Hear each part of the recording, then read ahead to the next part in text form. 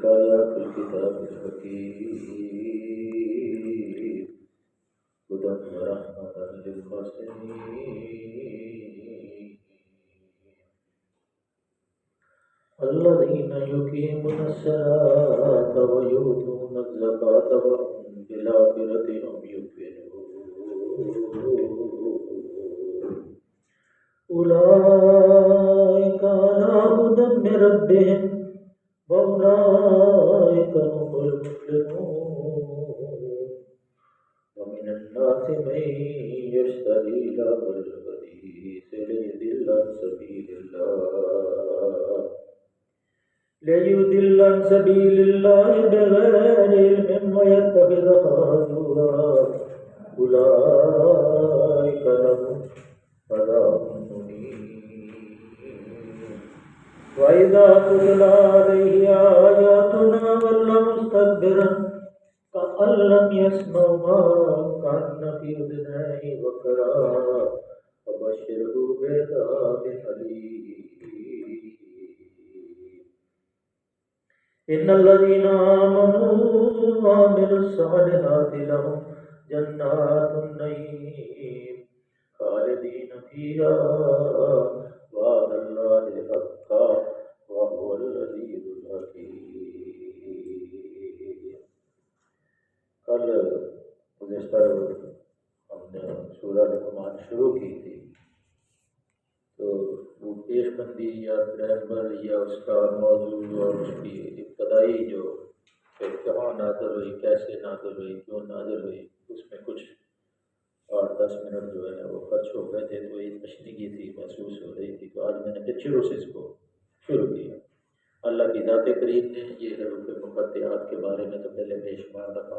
آپ کو بتا دیا گیا ہے کہ یہ الف لام میم یہ حروف تہجی کے ہیں اور حروف مقطعات ہیں، اور اس سے ہی ساری تحریریں بنتی ہیں، اور یہ اللہ کا دعویٰ، یہ ساری پہلے چیزیں۔ اس کے بعد اللہ نے فرمایا کہ یہ وہ کتاب ہے، یہ وہ کتاب حکیم ہے، وہ کتاب ہے جس کی حکیم ایسی کتاب ہے جو حکیم ہے، اس کی آیات جو ہے اس کے اندر بھی حکمت بیان کرتے ہیں۔ اس میں اللہ تعالیٰ نے کتاب الہی اور دوسری صورتوں میں یہی اشارات موجود ہیں کہ کتاب کو کتاب حکمت کہا گیا، کیونکہ اس کا اصل موضوع ہی فلسفہ اور حکمت ہے۔ لہذا یہاں اس کتاب کی اس صفت کو لایا گیا کیونکہ یہ سورہ جو ہے اس کے سارے جو مضامین ہیں اس کی مناسبت سے، اور یہی قرآن کا انداز ہے کہ کتاب کو کتاب حکیم کہہ کر یہ تاثر دیا جاتا ہے کہ یہ ایک زندہ کتاب ہے، اس کی تحریریں جو ہیں وہ زندہ ہیں، اور زندہ انسانوں سے یہ مخاطب ہے، اس کے جو معنی ہیں وہ بھی زندہ ہیں، اور زندہ لوگوں سے یہ مخاطب ہے، اس کی بھی ایک روح ہے، ایک جان ہے، اور یہ اپنے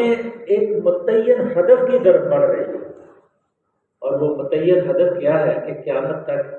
انسانوں کی رہنمائی کے لیے یہ کھلی ہوئی کتاب ہے، اور اس کی جو آیات ہیں وہ حکمت سے لبریز ہیں، اور یہ پھر انسانوں کی رہنمائی کرتی ہے کراہت کے ساتھ نہیں، سختی کے ساتھ نہیں، بلکہ دلجوئی کے ساتھ، حکمت کے ساتھ انسانوں کے سامنے یہ سارے مضامین کھولتی جاتی ہے۔ اس لیے یہ کتاب حکمت ہے، یہ کتاب حکیم ہے، جس کی یہ آیات ہے جو ہم پڑھتے ہیں، سنتے ہیں، اور اس کے اوپر ہم غور کرتے ہیں، اور یہ جو آیات ہیں یہ کتاب جو ہے یہ محبت کرنے والی ہے، یہ اس کی آیات جو ہیں وہ بھی محبت کرنے والی، اور ہر اس شخص کے ساتھ یہ مکالمہ کرتی ہے جو اس کی صحبت میں بیٹھتا ہے یا اس کے سائے میں اپنی زندگی کو بسر کرنے کی کوشش کرتا ہے، گفتگو کرتا ہے۔ یہ قرآن جو ہے انسانوں سے گفتگو کرتا ہے، جو اس کے ساتھ بیٹھتا ہے، جو اس کے سائے میں زندگی بسر کرتا ہے، اس کے ساتھ یہ مکالمہ کرتی ہے کہ یہ کتاب ہے اور یہ رحمت للمحسنین ہے۔ اسی طرح یہ زندہ دوسرے زندوں کی طرح اس کے اندر جان ہے، اس کتاب کی حکمت آیات کے اندر جان ہے، اور یہ جان ان جانداروں سے مخاطب ہے جن کے لیے جنت اور دوزخ کا سامان بنایا گیا اور راستے متعین کیے گئے ہیں، اور یہ کتاب حکیم اور اس کی آیات ہدایت اور رحمت ہے، کن کے لیے؟ محسنین کے لیے۔ اس کی اصل ماہیت کہ یہ کتاب ہدایت ہے، اور یہ محسنین کے لیے ہمیشہ ہدایت دیتی رہتی ہے۔ جو نیک لوگ ہیں جن کے اندر اللہ تعالیٰ نے یہ حص رکھی ہے، یہ کتاب جو ہے ان کے لیے راستے کھولتی جاتی ہے، روشنی پھیلاتی جاتی ہے۔ یہ کبھی ایسا نہیں ہوتا کہ اندھیرے، بلکہ یہ اللہ نے بھی فرما دیا کہ اللہ ولی الذین آمنوا یخرجہم من الظلمات الی النور۔ اللہ ان کو دوست بنا لیتا ہے جو ایمان لاتے ہیں، اور پھر ان کو اندھیروں سے نکالتا ہے، روشنی کی طرف لے جاتا ہے۔ اور یہ کوئی مادی مفادات کی دنیا نہیں ہے، یہ روحانی مفادات کی دنیا ہے۔ اور یہ روحانیت ہے، یہ پھر تقوی، جیسے ابھی مغرب وقت ابھی پڑھا نا والشمس والضحیٰ، وہ پڑھا واللیل اذا، تو پوری وہ تفسیر پڑھے کہ اللہ تعالیٰ نے تزکیہ بھی رکھ دیا ہے اور گمراہی بھی رکھ دی جو وہ انسان، لیکن یہ انسانوں کے لیے تزکیہ کا بندوبست کر دی اللہ کی اس کائنات کے لیے۔ جیسے اور چیزیں ہیں، یہ اسی طرح یہ اللہ کے کائنات کے لیے ہم کلام مربوط بالکل جڑی ہوئی چیزیں، جیسے ستارے ہیں، چاند ہے، سورج ہے، ہوائیں ہیں، درخت ہے، زمین ہے، اور یہ کرہ جس کے اوپر ہم بیٹھے ہوئے ہیں، اور یہ بھی ایک ہوا کے اندر معلق ہے، جیسے باقی چاند ستارے ہمیں نظر آتے ہیں نا، اور اس کرے سے لاکھوں گنا بڑے، لاکھوں گنا، جیسے مریخ کے بارے میں آتا ہے کہ وہ 1,00,000 گنا بڑا ہے اس زمین سے،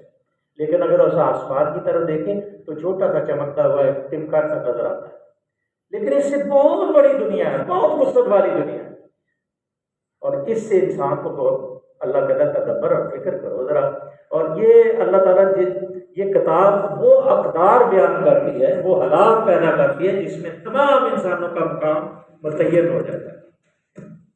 جس میں تمام انسانوں کا مقام جو ہے وہ متعین ہو جاتا ہے، اور یہ اپنی اصل کو تاکہ انسان اپنی اصل کو جان سکے کہ ہم ہیں کیا۔ یہ پورے حالات بیان کرتی ہے۔ یہ حکمت کی جو آیات ہیں، آیات تلک آیات الکتاب الحکیم، یہ ساری حکمت جو ہے کھول کے رکھ دیتی ہے، اور اس کے اندر جس فطرت پہ اللہ نے انسان کو پیدا کیا ہے، اور سیدھے اسی فطرت کے ساتھ یہ ذرا ٹیڑھ نہیں کرتی، بلکہ اسی فطرت کے مطابق انسان کو سمجھانے کی اور روشنی پھیلانے کی کوشش کرتی ہے، محبت کرتی ہے۔ اس کی آیتیں جو ہیں، انسان ذرا تھوڑا سا کام کھولے نا، تھوڑا سا اگر اپنے آواز جو احساسات کی دنیا ہے اس کے اندر ذرا تھوڑی سی بلوغت لائے، تو یہ کتاب جو ہے، یہ اس کی آیات جو ہیں اس سے خود جڑتی ہیں، محبت کرتی ہیں، پیار کرتی ہیں کہ آؤ یہ کتاب حکیم جو میں تمہارے سامنے میں کھول رہی ہوں، ادھر میرے سے محبت کرو، اور یہ ہدایت تمہیں میں دے رہی ہوں کن کے لیے؟ کہ للمحسنین۔ کون سے محسنین؟ کہ جو اس ہدایت سے مستفید ہوتے ہیں اور پھر وہ نیک کام کرتے ہیں، اور ان کی صفات اللہ نے کیا کی؟ الذین یقیمون الصلاۃ ویؤتون الزکاۃ۔ سب سے پہلے وہ کیا کرتے ہیں کہ وہ آخرت میں بھی نماز قائم کرتے ہیں اور آخرت کے اوپر یقین لے آتے ہیں۔ جب وہ نماز قائم کرتے ہیں تو ممیز ہو جاتے ہیں معاشرے کے اندر، ان کا کردار، ان کا چلنا پھرنا، ان کا اٹھنا بیٹھنا، ان کا کھانا پینا، ان کی گفتگو کے انداز، اگر نمازی کے اندر یہ تغیر نہیں آتا، یہ تبدیلی نہیں آتی، تو اس کی نماز کے اندر کمی ہے۔ جیسے پیچھے ہم نے پڑھا تھا ان الصلاۃ تنہی عن الفحشاء والمنکر والبغی یعظکم لعلکم تتقون۔ یہ صفات ہیں جو نماز کی کیفیت میں انسان کے وضو کرتا ہے، تطہیر افکار ہو جاتی ہے، تزکیہ نفس ہو جاتی ہے، اور وضو کے اپنے فضائل ہیں۔ اور جو دعا لوگ مانگتے ہیں وہ کہتے ہیں یا اللہ جتنے وضو کے فضائل ہیں اس وضو کو میرے لیے مکمل کر دے، اور مجھے اس فضائل سے مستفید ہونے کی اللہ مجھے توفیق عطا فرمائے۔ یہ اللہ تعالیٰ نے اس کتاب کے اندر پہلا کام وہ کرتے ہیں جب وہ محسنین، کون سے محسنین ہیں؟ یقیمون الصلاۃ، وہ نماز کو قائم کرتے ہیں۔ اور جب کوئی انسان نماز کو پورے ارکان کے ساتھ ادا کرتا ہے اور بر وقت ادا کرتا ہے اور مکمل طور پر ادا کرتا ہے، تو اس کی حکمت، اس کا اثر انسانی شعور، انسانی طرز عمل میں واضح ہوتا چلا جاتا ہے۔ نماز پڑھتا ہے انسان، اس کے اندر سنجیدگی آتی جاتی ہے، متانت آتی جاتی ہے، اور غور و فکر کرنے کی اس کو عادت پڑ جاتی ہے کہ میں کدھر جا رہا ہوں، ذرا اپنے اوپر مسلط کرتے ہیں کہ میں اللہ کے گھر میں جا رہا ہوں، میں اللہ کے سامنے کھڑا ہونے جا رہا ہوں۔ ہم اللہ کو دیکھ تو نہیں سکتے لیکن اللہ ہمیں دیکھ رہا ہے۔ جب یہ تصور پیدا ہو جاتا ہے کہ اللہ کی عدالت میں ہم کھڑے ہیں، ہو سکتا ہے ہماری یہ نماز آخری نماز ہو سکتا ہے یہ الفاظ ہمارے آخری الفاظ ہو، اور اگر ہم اس کیفیت کے اندر ہوں گے اور ہماری جان روح فرشتہ قبض کر لے گا، جیسے کہتے ہیں نا کہ انسان کی روح جو ہے وہ جان جو نکلتی ہے تو پہلے ٹانگوں کی طرف سے، پاؤں سے، انگلیوں سے شروع ہوتی ہے، اور پھر سامنے فرشتے ہوتے ہیں، اور پھر حلقوم میں آ کے یہ جو حلق ہے اس کے اندر اس کی جان اٹک جاتی ہے، اور پھر وہ فرشتہ سامنے جنت کا بھی ہوتا ہے، دوزخ کا بھی ہوتا ہے، اور اس کی کیفیت ہوتی ہے وجاءت سکرۃ الموت بالحق ذالک ما کنت منہ تحید۔ یہ ہے وہ وقت مقرر، ادھر جہنم کا فرشتہ بھی کھڑا ہے، ادھر جنت کا فرشتہ بھی کھڑا ہے، اور دونوں اس کے بعد پتہ نہیں یہ جنتی ہے یہ جہنمی ہے، اور وہ جس سے بھاگتا تھا وہ سامنے منظر آ جاتا ہے۔ تو اس لیے جو اللہ تعالیٰ کی نماز کو پہلا کام کرتے ہیں یقیمون الصلاۃ، پھر کیا کرتے ہیں یؤتون الزکوٰۃ، پھر اپنے مال کو خرچ کرتے ہیں، ان کے اندر اثار کی قوت پیدا ہو جاتی ہے۔ محسنین کون ہے؟ جن کے اندر اثار کی قوت پیدا ہو جاتی ہے، یہ مسلمانوں کی صفات ہے جو ایمان لاتے ہیں۔ دل کا آیات الکتاب الحکیم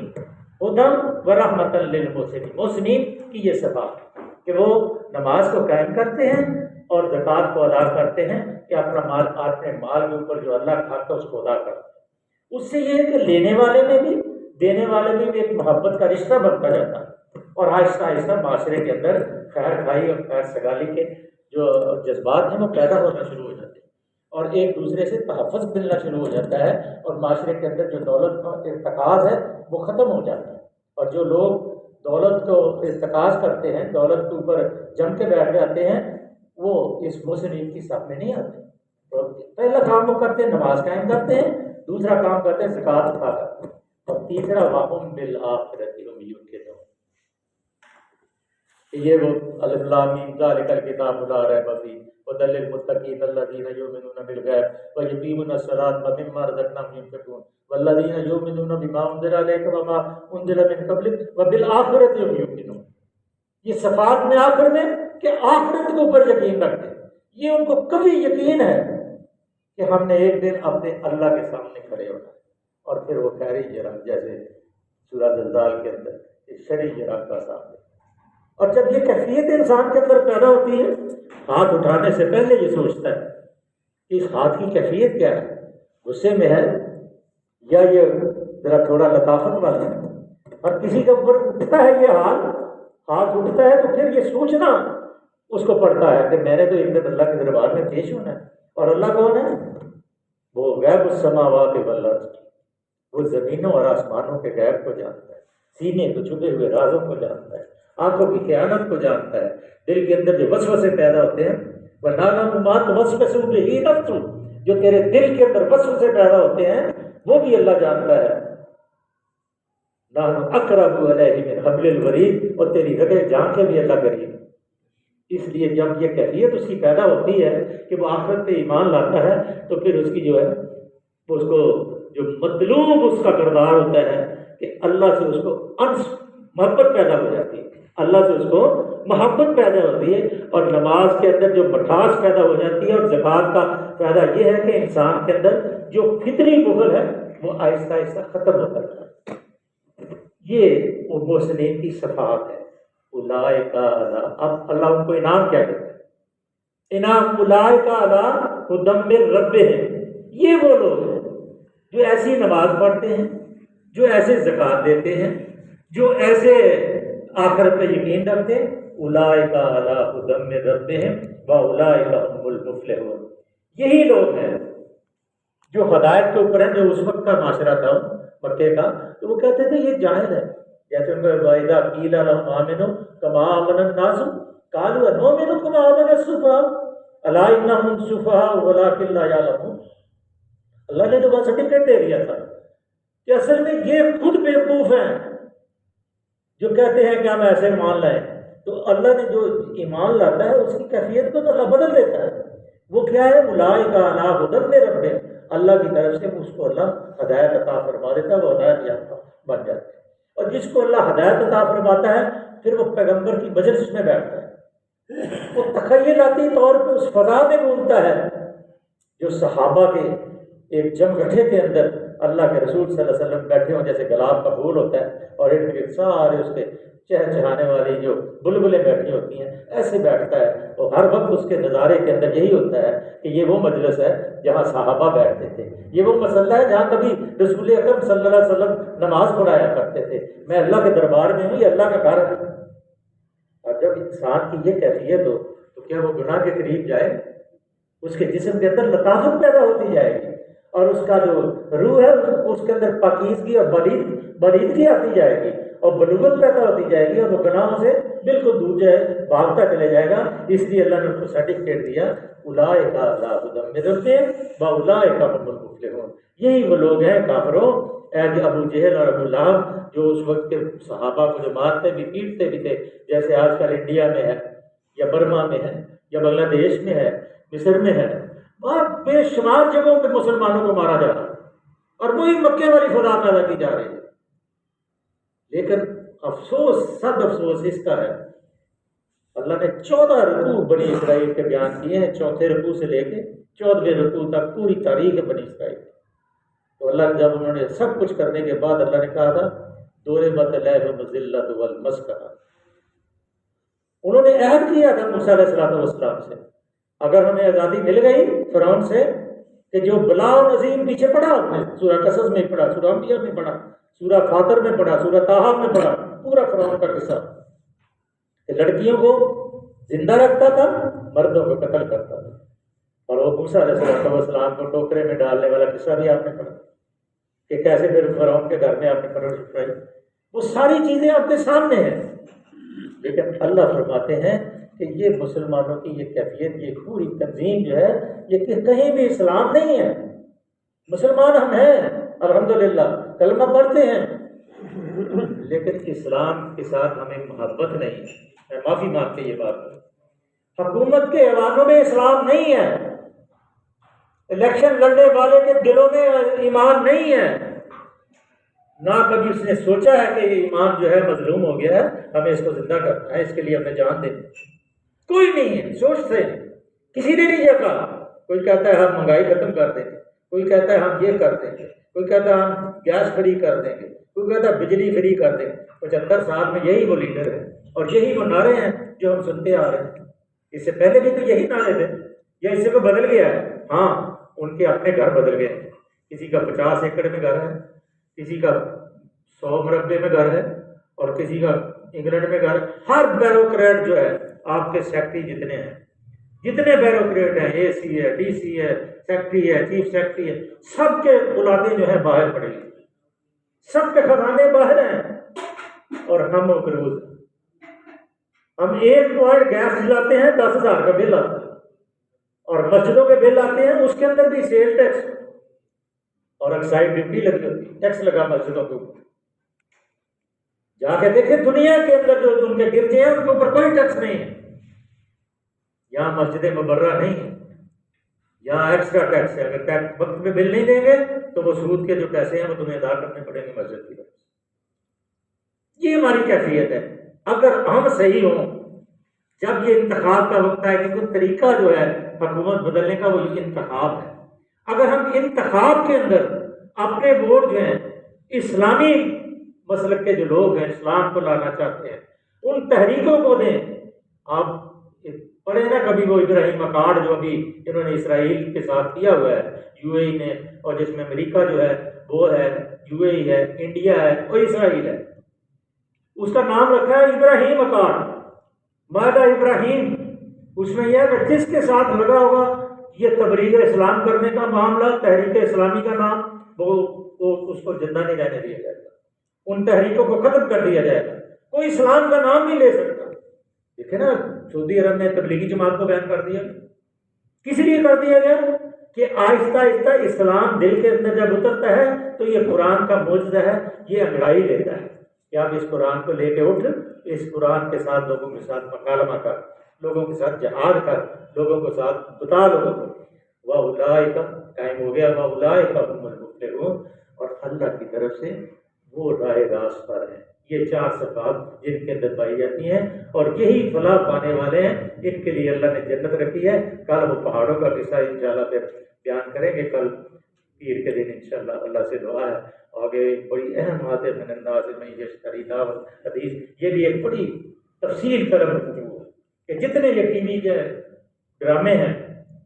یا ٹی وی کے یہ پہلے 50-50 چلتا تھا، بڑا بہت ہمارے بچپن کی بات، اب تو ہر ٹی وی کے اوپر کسی میں مذاکرات ہے، کسی میں شامرات ہے، کسی میں خبرناک ہے، کسی میں خبردار ہے، اور سب اللہ تعالیٰ فرماتے ہیں کہ یہ لا تسمعوا فیہا لاغیہ، اور سورہ مومنون میں ان اللغو معرضون، جو لغو سے مورد اعراض کرتے ہیں وہ مسلمان، قد افلح المؤمنون، وہ مومن فلاح پائیں گے جو اپنی نماز کے اندر خشیت پیدا کرتے ہیں، اور جو ان لغو معرضون لغو سے پرہیز کرتے ہیں۔ یہ کل انشاءاللہ پیر کے دن بیان کریں گے۔ اس کے اندر دل تڑپتا ہے، خون میں جوش آتا ہے، اور کبھی کبھی بغاوت میں بھی انسان کو اکساتا ہے دل، لیکن بے دست و پا ہے، مجبور ہیں، وہ اللہ کچھ کہہ بھی نہیں سکتے، لیکن چپ رہ بھی نہیں سکتے۔ جتنے لوگ ہیں ان کو چاہیے کہ اسلام کے جھنڈے کو بلند کریں، اسلام کو مغلوبیت سے آزاد کریں، اور اسلام کو اپنے سر کا تاج بنائیں، اور سر کا تاج تبھی بنے گا جب ہم اپنے اسلام کے شعائر اور نبی صلی اللہ علیہ وسلم کی سیرت کے اوپر پورے کا پورا عمل کر کے دکھائیں گے۔ اللہ سے دعا ہے کہ اللہ کی ذات کریم ہمیں قرآن کو سمجھنے اور اس کے اوپر عمل کرنے کی توفیق عطا کرے۔ صدق اللہ مولانا العظیم و صدق